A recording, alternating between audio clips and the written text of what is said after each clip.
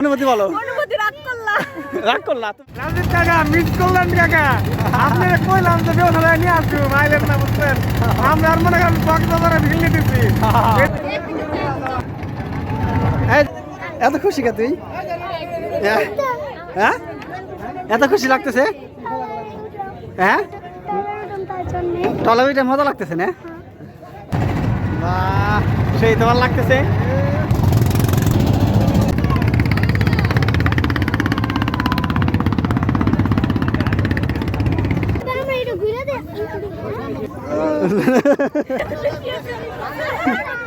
তোমার তোমার অনুভূতি কি কও?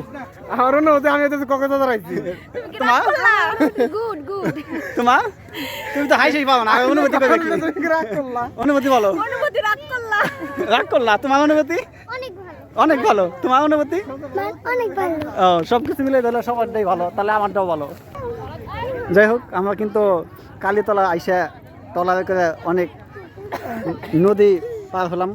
পার হয়ে কিন্তু নদীর মাঝখানে চর যাচ্ছে, সেই চরে আসলাম ঘুরতে। সূর্য ডুবা ডুবা ভাব দেখতেই পাচ্ছেন, খুব ভালো লাগতেছে।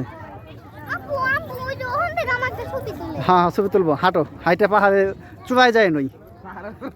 হ্যাঁ, পাহাড়ের চূড়ায় যায়, তারপরে ওখান থেকে ছবি তুলবো। হ্যাঁ, আমরা কিন্তু ওই উপার থেকে এপার চলে আসছি। এটা হলাম নদীর মাঝখানে, সুন্দর একটা প্লেস হয়েছে। বাহ, গুড।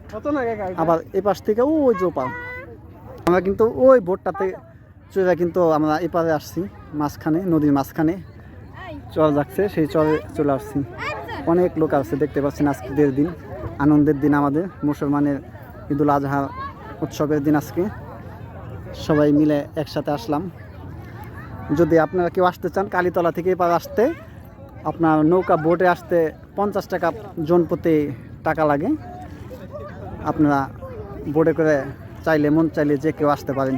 কালীতলা থেকে বোটে আসতে 50 টাকা লাগবে।